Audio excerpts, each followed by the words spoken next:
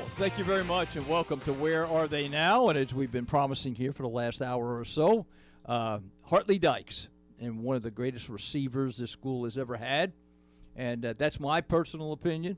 But the numbers would indicate that Mr. Dykes is still in the top 3 or 4 in receptions and yardage and all that. Hart, how in the world are you? I thought in a week we're playing West Virginia, it'd be a great day to get in touch with you. Well, Tom, I tell you what, Tom, it's great to hear from you. I'm doing well. I'm sitting here watching it rain out the window. We got a little cold front coming in. Of course, a cold front in Texas is 50. It's not going to be 30s or 20s like in Oklahoma. But I'm doing well. Hey, you just opened the door to, even though we're going to get into football, but following this show, Tom Holliday and I do a baseball show. And we were talking before we went on that you spent some time down there at Reynolds Stadium as a pitcher, Tom Holliday being the pitching coach. And Tom said, ask Hart what's the perfect temperature he liked to pitch in, because I guess there was a cutoff point for you where you didn't like it too cold. Yeah, I don't want to pitch in the cold. I'm from a warm climate. It's bad enough we were having to play football in a cold climate, but 65 is ideal. But anything other than that, Tom, I really don't want any part of it. Obviously, football is where you made kind of put the butter on the bread, so to speak. But you could have gone into the baseball field. I mean, you threw the heck out of the ball. Did you ever think about that? Well, Tom, sometimes I think back and I say, what if? But at the end of the day, I'm a football player. I love football. It's in me. That's what I am. Of course, I was fortunate enough to be able to play basketball and baseball pretty well in high school. But I sometimes think, because baseball is not a collision sport. I never would have gotten hurt. I probably could have pitched 10 to 15 years, who knows. But baseball's a hard sport to get to the majors. But I think being a left-handed pitcher, if I would have really concentrated on it and put my mind to it, I think I probably could have made it. How'd the conversation go? Did you go down there first and talk to Tom? Tom call you and say, come down to Reynolds Stadium? How'd that work? I think I just, in passing, saw Coach Holliday and briefly said, hey, I want to come out and pitch. And he took me up on the offer, and I think I went down, and I was just like in a trial basis, and I threw down back in the day we used to go underneath the basketball gym, right. That's where we threw at, and one thing led to another, and I played that 1 year. But I never really, I was still torn and pushing. I was a football player. I didn't take it too serious, I think. And then my arm kind of got heavy and got sore. And so it was easy for me to run off to play football because that's something I loved, and it came pretty easy. And that was my first love. But I love baseball, too. I will pass this along to you. As Tom said, tell him he could have, if he stayed with it, he'd been in Major Leagues pitching. How about that? Well, quite a compliment. 10 to 15 years. I should have played, I guess. Well, maybe. I think you did okay in the other sport as well. Hey, I just didn't play long enough. The reason, again, we're talking, I wanted to have it on here. We played West Virginia, obviously, this week up at Morgantown Saturday. And it's not been a big series, but how about that game on Christmas Day, 1987? Number one, I don't think any of us have ever seen as crazy a weather day as that was.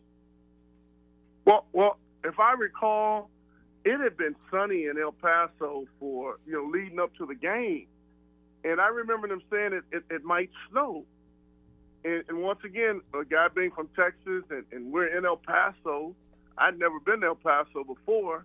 And lo and behold, man, the weather turned. It started snowing.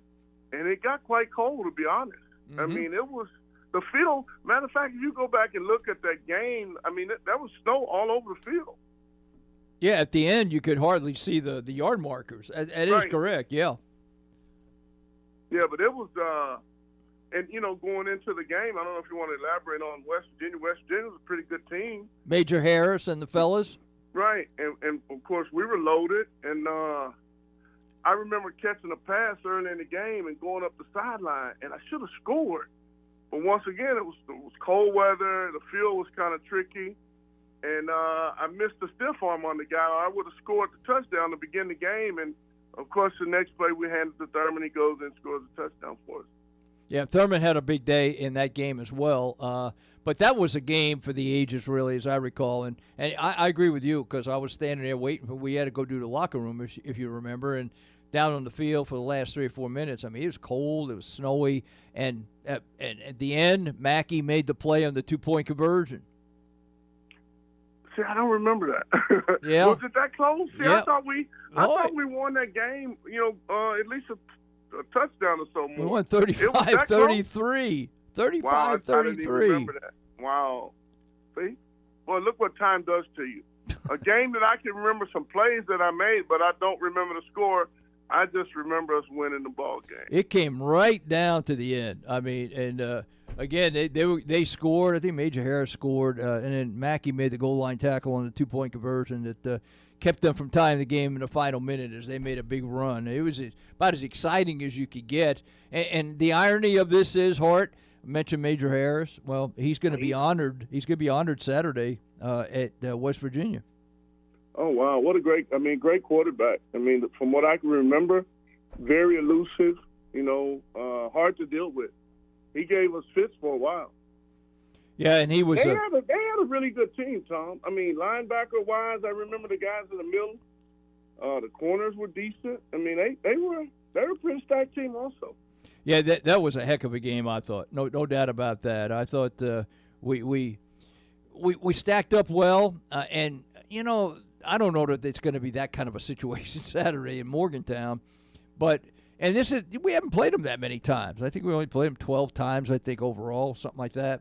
Yeah, so I wonder was the game at the Sun Bowl, was that the first time we ever played West Virginia? No, well, the first in modern times, if you will. I mean, there were a couple. I know of you're games. a little older than I am, so that's why I was asking you. Maybe Yeah, easy. Back in the day, you guys played. I wasn't around in 28 and 29. Okay, I wasn't around there. All the years remember, Tom, you're the ageless guy. Hey, let me tell you something. All the years that we've known each other and the friendship we've had, you're still as bad as you've ever been to me. You just. Oh, I love you. Come on. It's all jokes. Hey, it's just jokes, okay? It's just jokes. 28, 29, I was not on the radio, okay? But 87 was the first time in modern times, if you will, when we met them in a bowl. And West Virginia, of course, you keep up with it. You're down in Texas. You keep up with us.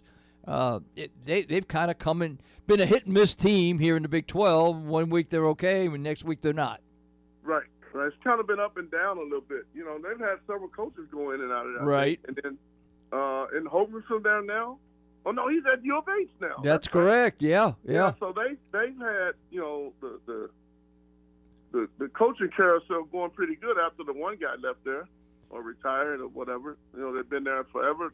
That was the head coach when we played them. That's correct. And you look at the way you're down in Texas now, so you keep up. You come up here. I was surprised you told me how many games you've seen this year when Oklahoma State has played. So you obviously still keep up with us. Oh, I bleed orange, Tom. I watch OSU. I dress in OSU gear every Saturday. It's religion around here. It's understood when the Cowboys play, that's the game that we're watching. No, tell me where you've moved to again in Texas. I lived in Sugar Land for right. about 25 years. Right. And then I live in Richmond, which is the next town over. Well, I thought I was being smart, Tom, and I was moving away from the people because Sugar Land had gotten so crowded and congested. So I said, I'll move out a little farther south. Well, I moved out south. I've been here 8 years now, and it seems like everybody's following me. It's getting crowded out here now, man. This Texas is growing like wildfire, man. People are moving here from everywhere. And but I live outside of Sugar Land, I live in Richmond now. And it's only 10 minutes from my other house. So it's not like I moved across town, Why didn't you ever go into coaching? Tom, that's a good question. My wife has asked me that several times, and different friends. They said, man, you would have made a great coach. And my answer, Tom, is when I got injured, I was so devastated, man, because football came really easy for me. God gave me a lot of God-given ability, and I worked, but it came fairly easy. And I never envisioned getting hurt because I played my whole life, never been injured, except for the 7th grade. And when I did get hurt, I finally had reached the pinnacle of making it to the NFL, and I was injured. Hey, come on, my dog's barking. Hey, come on now. He wants to get in on the conversation. Well, no, hey, you can't talk in this one. But anyway, Tom, to answer your question, I kind of regret it because I love football. Football, the football seasons mean a lot to me. I watch football Saturday, all day Saturday, watch football on Sunday. But I was just so devastated when I was injured that I just tried to push myself away from the game. And in the end, Tom, I think it hurt me because by me doing that, when I came back around, it was just like it was too far. It was too late.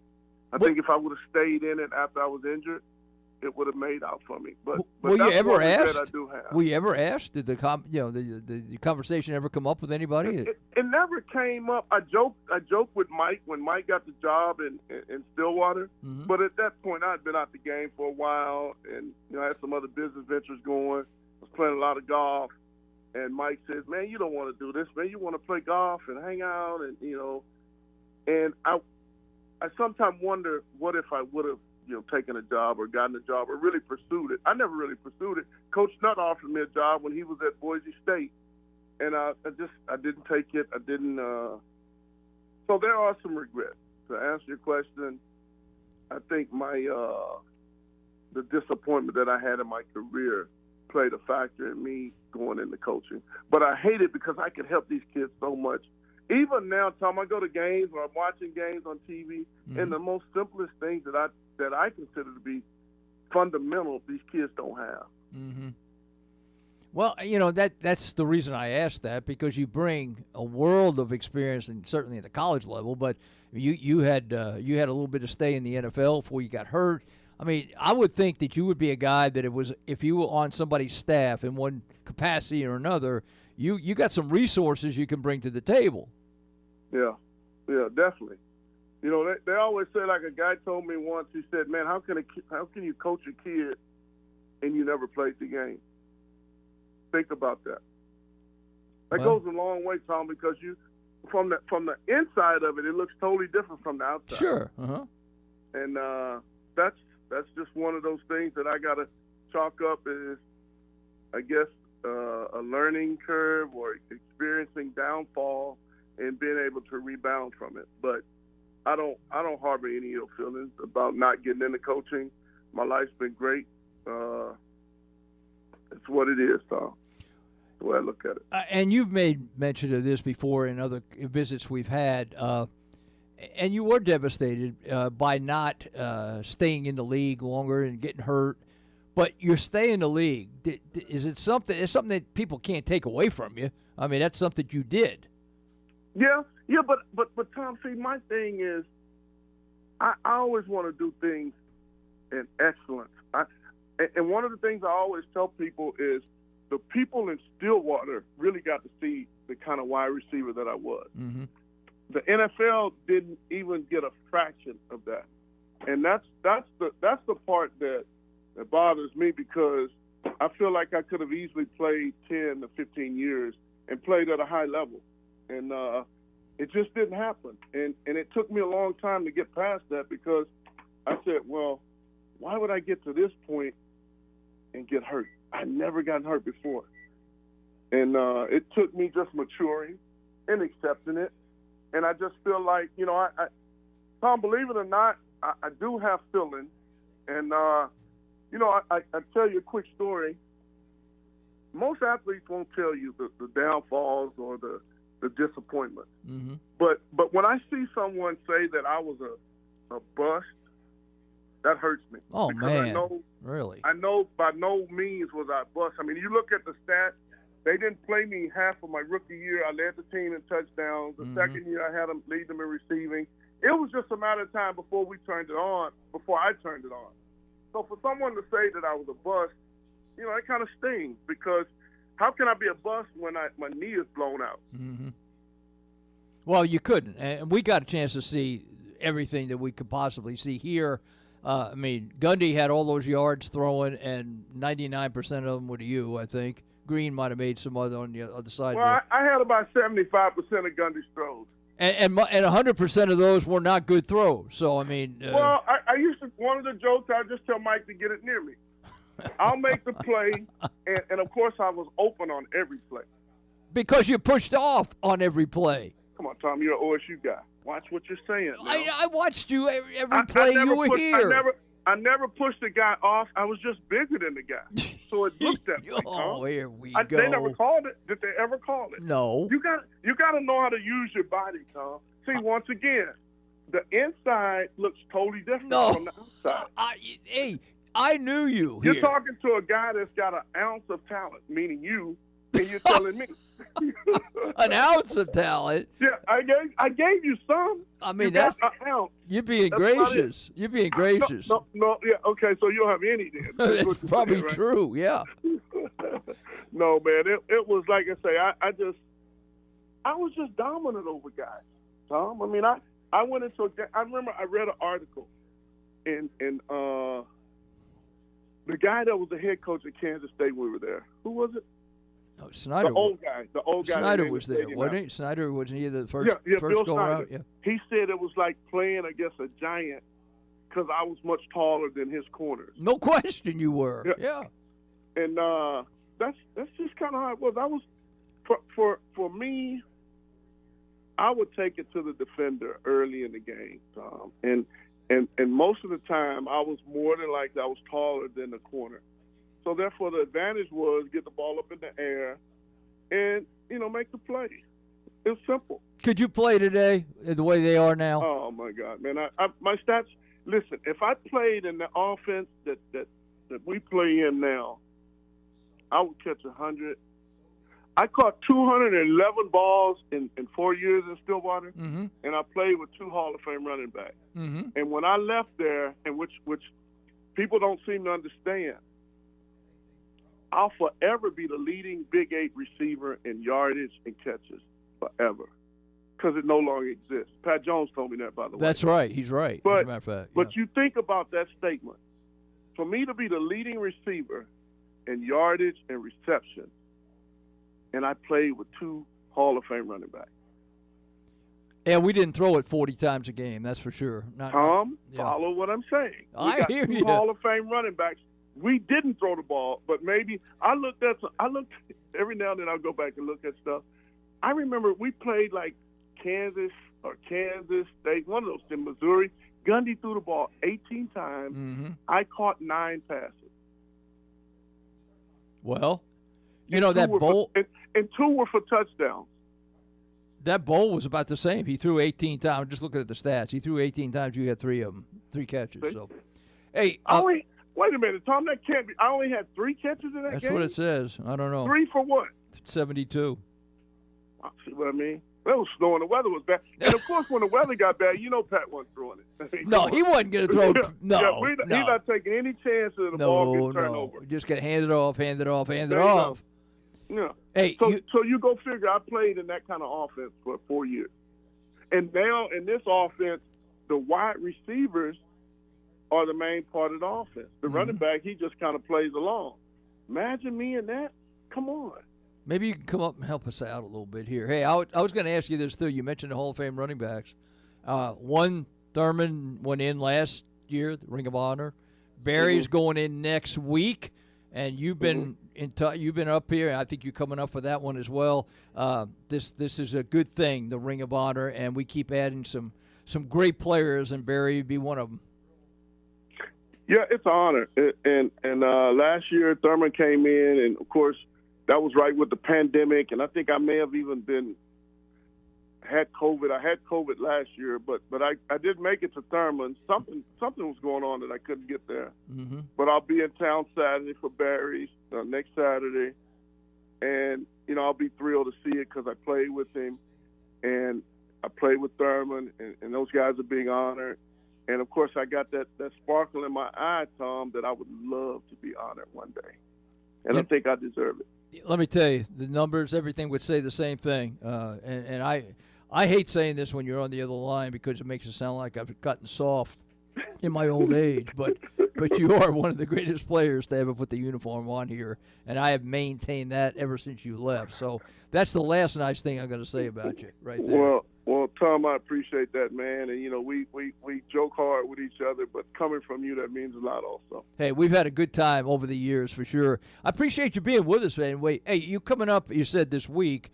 Next week. Next week I'll be in, yeah. and I'm going to come by and see you at the Union and give you something, right? You need to do that. You need to come by. I will. And I'll make sure I stop by and I'll see you. We'll continue this conversation out there. How's that sound? Okay. Now one last question. Is your hair still gray? Of course. It was gray when I was 20 years old. I thought maybe you dyed it black. I was maybe trying to change up, No. I've only known you to have black hair. That's why I think you were older than you say you were. I've got gray hair now, Tom. Good. So, I'm glad. Okay, get this. If I'm 55, Tom, boy, that means that you're at least 77 next week. What a blessing. 77 you look next good. week. I haven't seen you physically, but the last time I saw you, you look good, man, for your age. Keep doing what you're doing. Hey, whatever it is, it's worked so far.